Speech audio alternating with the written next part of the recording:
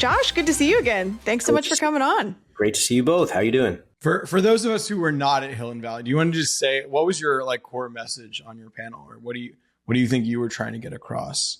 Well, our core message was very focused because I had an amazing entrepreneur that we backed from the beginning, Kasser Yunus, who was the founder of Applied Intuition. I got to tell you, we've got hundreds of companies that we've invested in. It is, I believe, the only actual cash flow positive business, which is just insane. He's a crazy operator. He is all focused on autonomy for AVs, for commercial sector, and then for defense, because it's effectively the same thing. If you're trying to figure out how to get a car to be autonomously navigated and you're trying to figure out how to get a tank or a plane or something else, it's vehicles and things that are moving. So a big focus on our center, which was also with Senator Reed from Rhode Island, was how do you balance American competitiveness? How do you balance the fact that these things are effectively, these things being autonomous vehicles, data centers on wheels, and the security and vulnerability, because those are threat vectors that adversaries, particularly China, but you could also think about Iran, North Korea, Russia, want to penetrate. Kasser had just gotten back from China, so he was able to sort of report out. He would tell you that the AV industry and the EV industry there are not only huge, but winning. He also talked about the surveillance state experience being there, like how different it is technologically. Yeah, that's no surprise. I think the last time I was in Beijing, Shanghai, Hangzhou was 2019, right before COVID. Maybe it was early 2020. I think it's the last time I'll be able to go for a while until there's regime change, which may not happen in my lifetime, just because of how outspoken I am on the Chinese Communist Party. But I remember my wife was saying, make sure you use separate phones and all this kind of stuff. And, and I do, and I did. But the second you land, it's fingerprints, facial ID, like you're captured and you're tracked everywhere. And that's only improved. And that was really before the rise of the data capture was there, but the AI and the algos to do identification were just coming to fore. So, that's one of the great things that I think people think that technology is always this great democratizing force, and it's going to give people more expression and more freedom and more access and more connectivity, and it can do that. But not necessarily. Yeah. But it can also be used as a tool of oppression. Private companies there, as you know, are mandated to be part of the military-civil fusion, which is if you make something, the government, has effective full margin rights to basically just say that's going to be used by us to make sure we advance whatever principles we need to advance here or abroad. Well, in some ways, this event was cheering a military-civil fusion of American companies with U.S. government. Or how do you, as someone sort of troubled about that in China, how do you see sort of the U.S. taking sort of a different, more noble path while making sure that the government is getting the best technology it can? Well, it's something Kasser and I, the senator, were talking about, which is, there's a few lines in our Constitution, which are the distinction between a surveillance state and individual freedoms. And, as many have said, democracy is, the worst of all systems, but, it's the least worst or the best of a whole bunch of bad systems. But our system is the best in the world. I don't want to live in a theocracy. I don't want to live in an authoritarian or totalitarian state. Technology can be used by leaders of those states and has been from Hitler and Mussolini, who commandeered radio. We thought that would be a great liberating thing. But I think that the big message here was like why the U.S. is different is it isn't like this BS, rah-rah, freedom, jingoistic. It really is not trying to suppress individuals. It is not trying to create a social score based on whether you pledge fealty to the great leader and whether you will be allowed onto the train or whether your kids will get admission into a school or you will get show tickets to the concert. This mechanism, which is straight out of Black Mirror, it makes Black Mirror writers look totally uncreative because it's real. It might have been presaged half a decade ago, but it's very real. Didn't we just see, Chris Krebs, who had sort of spoken out against Trump, is now alleging literally today he lost global entry status because of, he presumes, sort of anger from the Trump administration. I have no idea. You don't know that example, but I'm just saying what you're describing, it sort of fit.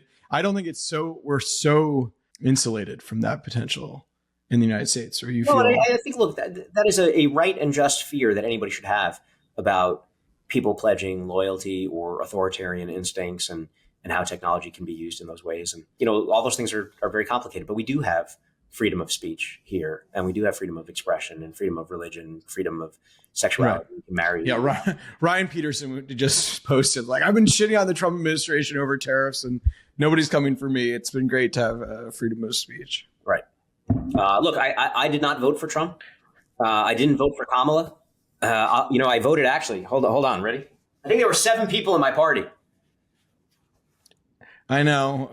Romney. Well, I gotta be honest. Hold on. I made these hats before I consulted with my boss, which is my wife. Okay.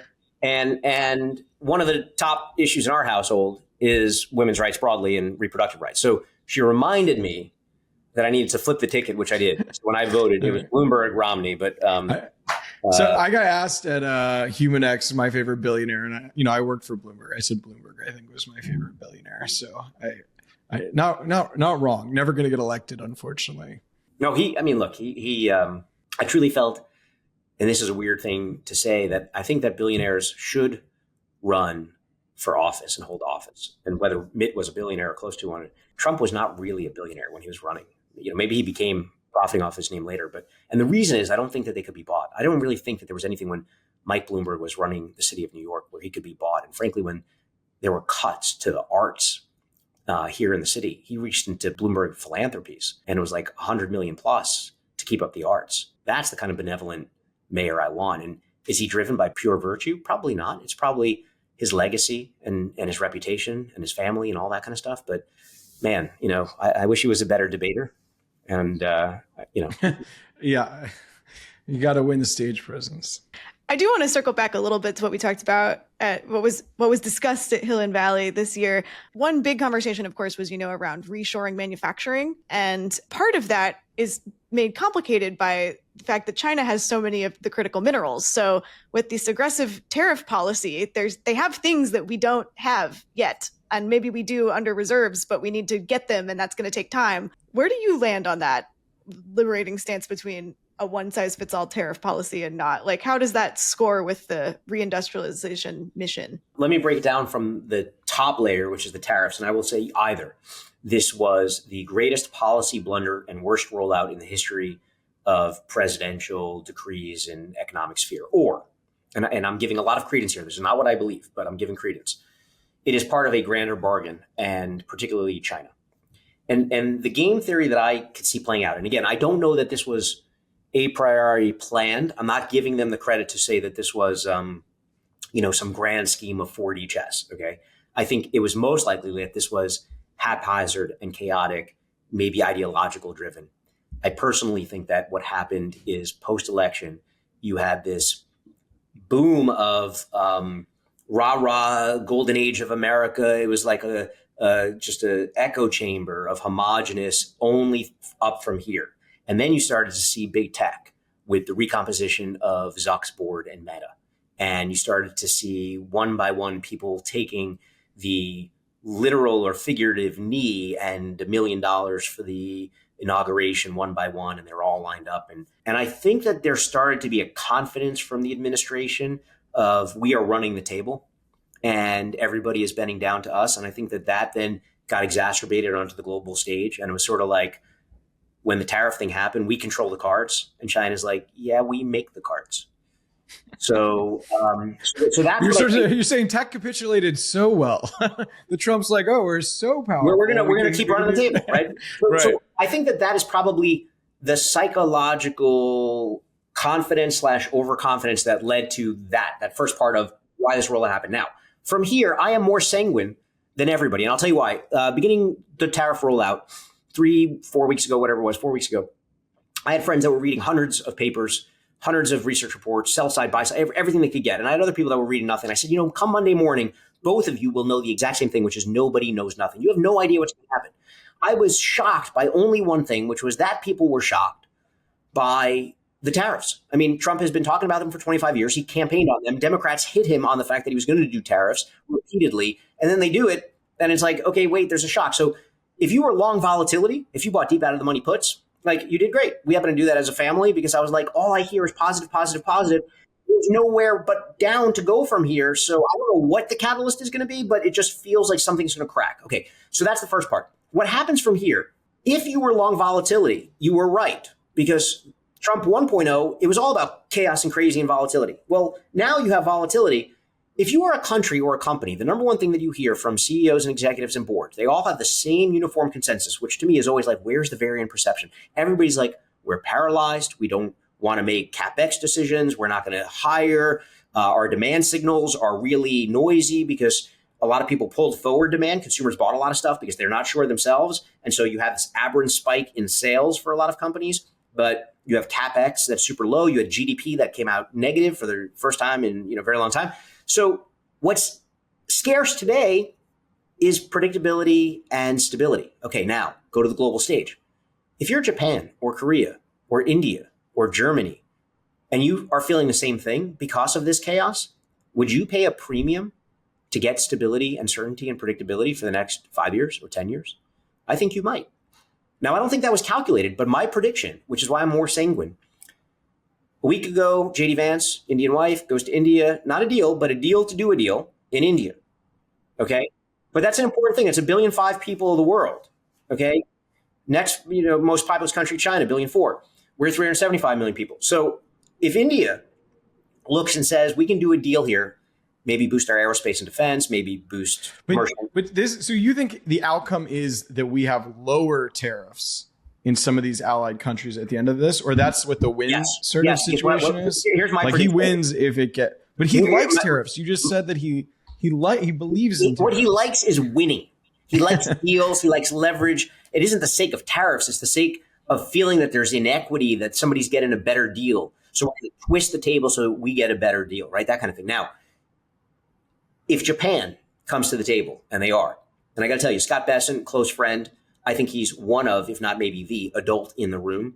He is erudite, sophisticated, knows markets and currencies and bonds and history, but he also knows human nature. And people are like, why isn't he speaking out? Because he knows human nature. He's not going up against his boss so that he can get fired. And none of us want him fired. Right. So, it creates the most hysterical television interviews where you can't really. Yeah. Anyway, Scott's recipe for the U.S.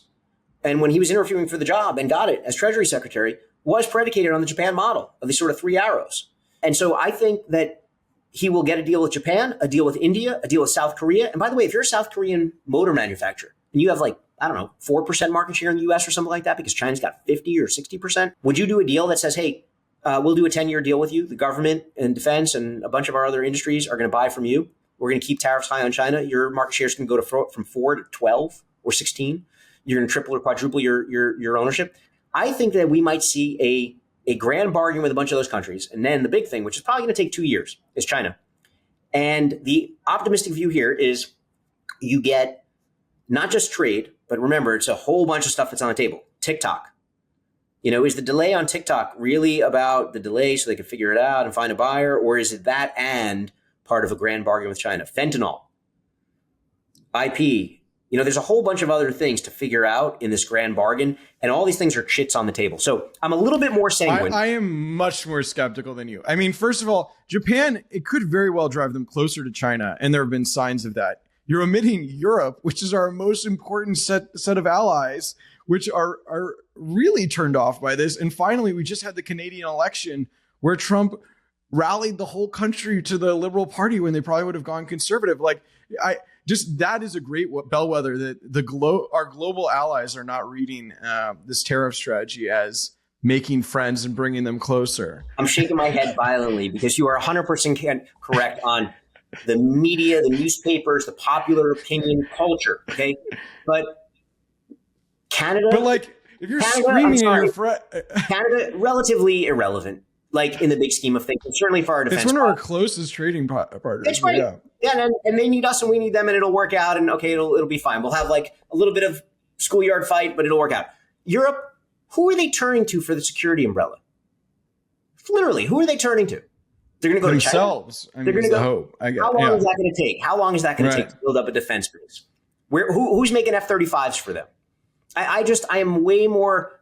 You are 100% correct that popular opinion, tourists, the media, entertainment companies, the mass. But that's not the media. It's the regular people, human beings, the massive human beings. Yes. Right. Tourists, right. 99% of people could be like, Americans suck under Trump. I'm not going there or whatever. Right. But the people that matter are the generals and the war fighters. And they're not saying, yeah, we don't like Trump. He's a dick. We're not going to buy weapon systems. The entire world depends on cheap manufacturing from China, oil and nat gas, mostly from the Mideast, and weapon systems from the United States. And unfortunately, those weapon systems really matter. They do matter, but I guess I'm curious to see if they're the only thing that matters. There's lots else going on. No, they don't. No. But I just think that the average person on the street is not like, I hate America, so I'm not selling. You have no say in whether weapon systems are sold. You have a say whether you're subscribing to Netflix or you're buying American fashion brands or you're tweeting and yelling about America. But I'm telling you that the $1 trillion defense budget and the enormity of our industrial defense base globally, which needs to be refreshed domestically, is just a major source of leverage that the average person takes for granted because they never think about it. I mean, what do you see as like the goal here? I mean, like, to me, the goals would be, like get to a free trade environment, avoid war with China, which would include avoiding an actual like invasion of Taiwan. Like, I guess to me, the Trump stuff I'm seeing, we're eroding free trade. We're making it, with Ukraine and other things, the signals are that we're less likely to defend Taiwan. So I don't know, what are we building up all this military might for if at the same time we seem totally disinclined to mount the two greatest fronts we're likely to face, one being Ukraine and the other one defending Taiwan? Like what is all this militarization for? I would actually contend that the two biggest fronts are ones that people are not talking about, and I'll give you what they are in a moment. But Ukraine, minerals deal, either imminent, signed, but like going to get done. The U.S. cares a lot more about Ukraine when we do that deal. Okay, so now under the security umbrella, Trump specifically feels like, yes. But just in general, like it could be about defending Western democracy or the buffer of Putin's encroachment into NATO and our allies. But now America cares, whether it was about oil. America cared. Most of America. I just am taking issue with this idea that America didn't care. Trump didn't care. America cared about Ukraine because it was a buffer. All the other things were true besides the mineral deal. The mineral deal exists to make Trump care. Yeah, but what I'm saying now is, if you're just, again, seeing like a state, if you are Ukraine as a state and you're America, now I've given you, America, a interest. Would you persuade interest, not reason? We are all aligned. Like, American values, Western values. Right. Now we have one more reason to care about Ukraine. Dictators. One that might be compelling to Trump. Yes. Yeah. Okay. And Trump but just as a country, it's sort of like, well, even Americans who vote for Trump, and I'm not one of them, that's like, why do we care about Ukraine? Okay, well, now there's a reason to care about Ukraine. In your own self-interest, there are minerals there that affect the jobs and the robots and the autonomous cars and the future machinery that we have because we need that stuff. So we're going to protect it and not let Putin get that. Okay, so that's Ukraine. Taiwan, there won't, in my personal opinion, be an invasion. Interesting. China will take Taiwan. I don't know. It just won't need an invasion. Yeah. Okay, yeah. Well, it'll be Hong Kong. Now, what they will do, because they can, is continue to build up. They've got 200x the shipbuilding capability that we do.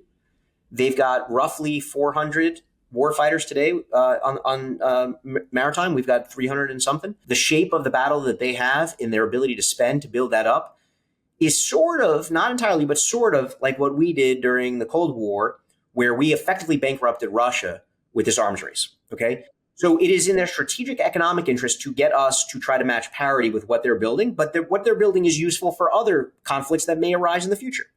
Okay. But all they have to do, there are 100 flights a day or whatever it is, between Taipei and Shanghai. You just send the equivalent of like the little orange men. And all of a sudden, one weekend, there's some mainlander that gets beaten up by a bunch of thugs or something like that. And there's a peacekeeping force that comes in, and it's Hong Konged over a weekend. So I don't know why they would go to kinetic battle.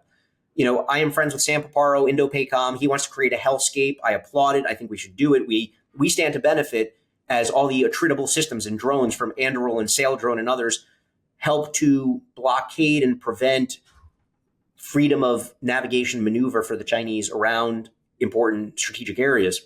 But if I'm China, that's like checkers, right? Like, you're saying Taiwan's lost, America should invest in trying to stop it.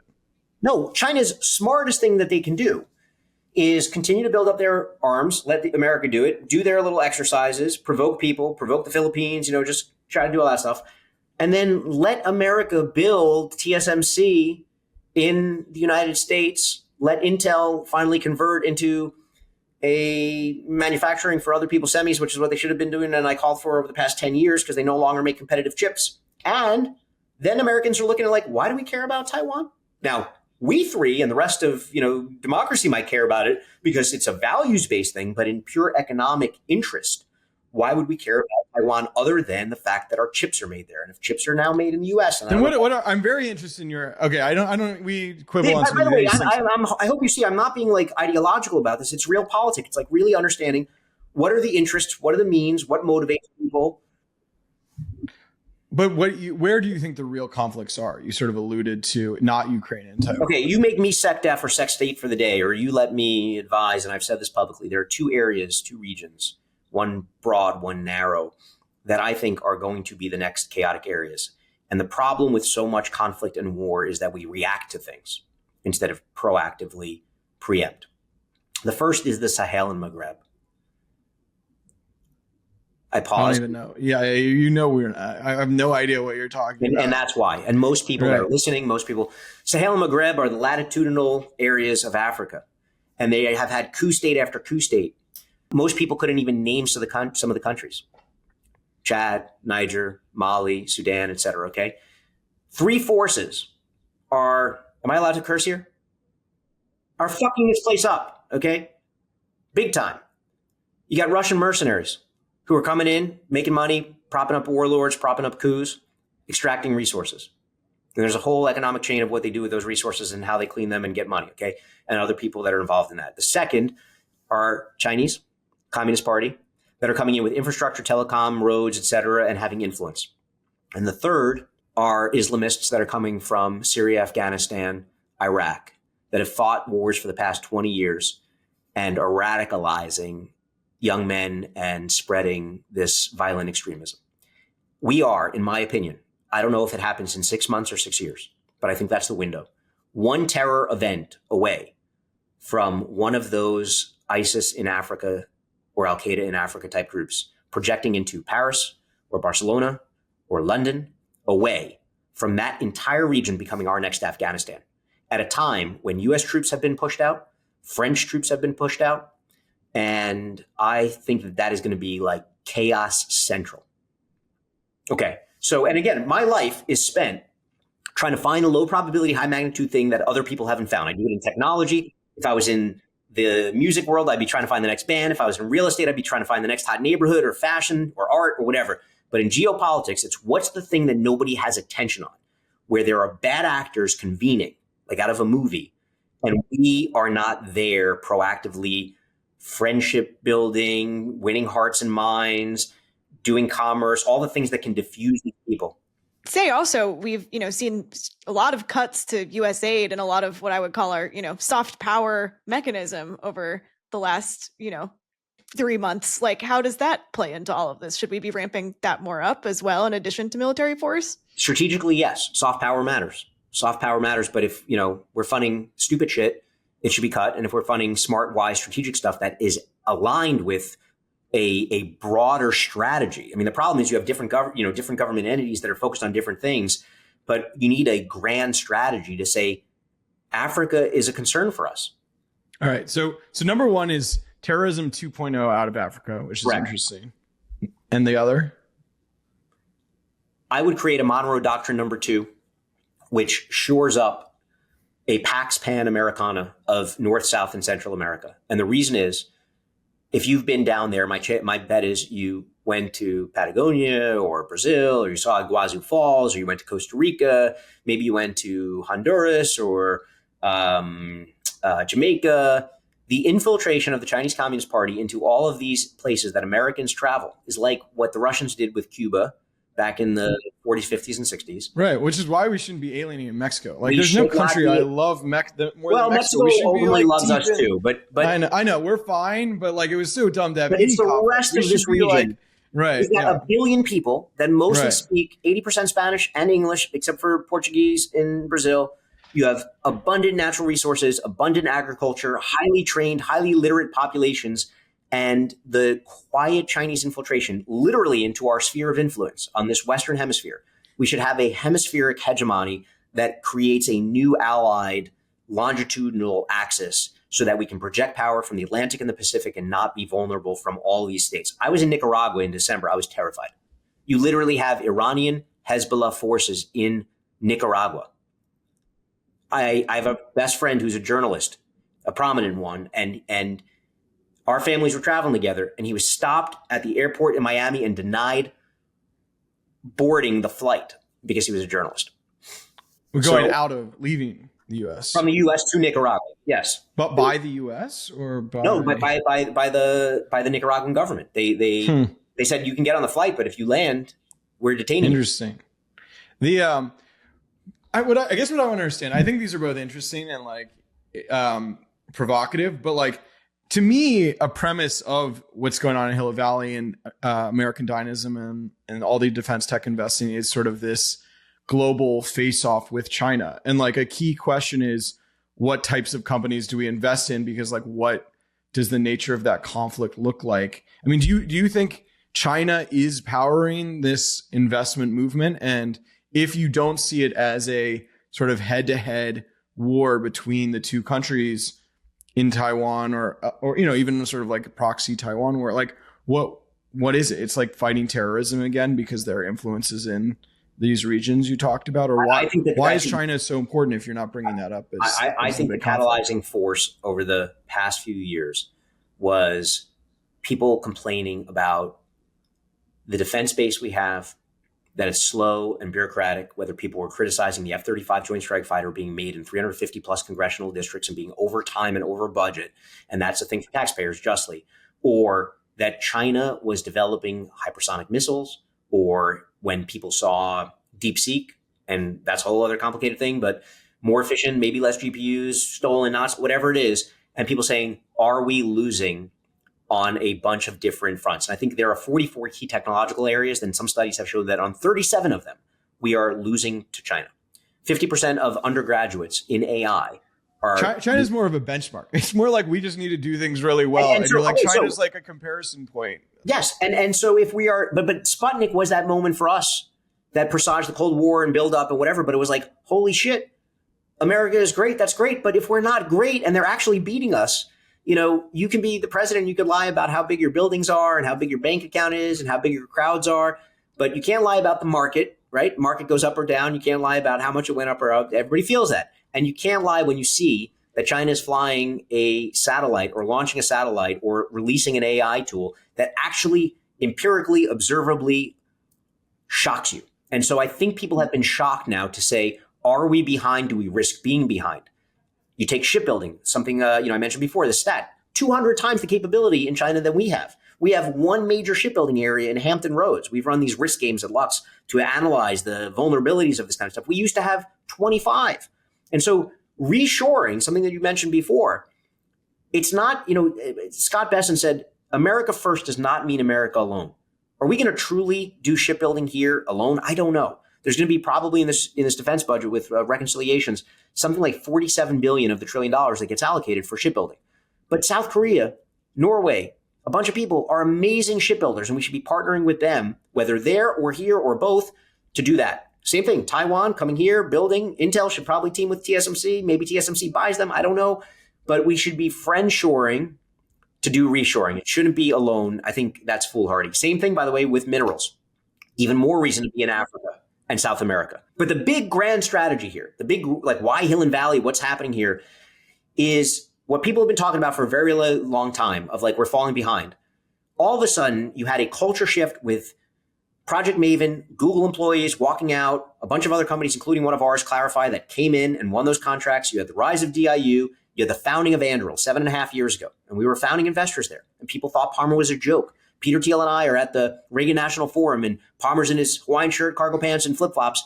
My guess is 5% of the people, maybe 10% of the people that attended there back 6-7 years ago have applied for a job at Anduril since, right? And so Anduril went from nothing and nobody to a $30 billion company And people are like, holy shit, this thing is working. And it inspired other people to be like, we're going to go do that, but in a different sector or whatever it is. And so you have a move of self-interest and motivation that people don't want to work on ads and video games and bullshit. They want to work on things that matter. And right now there is a zeitgeist that feels that American defense matters. And you have the Hill and Valley where you have aging politicians that get lobbied from like the big primes and get donations from the big primes. But now they see, wait a second, there's a lot of money here. Venture capitalists. In some ways, what's happening is what we're telling ourselves the psychological story. There will be more money to come. Silicon Valley is committed to this area, telling politicians that they need to like look to startups and not just rely on the primes. And leaders seem more bought into it too. I would say like the event was very positively received. I mean, I can tell you from conversations with people that are doing these budgets and doing these bills, you're going to see big wins for new manufacturing technologies. You're going to see big wins away from the major primes who I think are sitting there fat and lazy, and they're going to be shocked. And so you have this generational moment from like that Last Supper, you know, when defense was told post-Cold War budgets getting shrunk, you guys all have to merge together, and they merged into an oligopoly. And you had Raytheon and L3 and Boeing and Lockheed, et cetera. Okay. And now you have a emergence of winning tech companies that are attracting the best talent, innovating and making technology faster and winning. And I think it's a wake-up call. So let me be clear. The big takeaway I had from Hill and Valley is that the politicians keep getting older, but the attendees keep getting younger.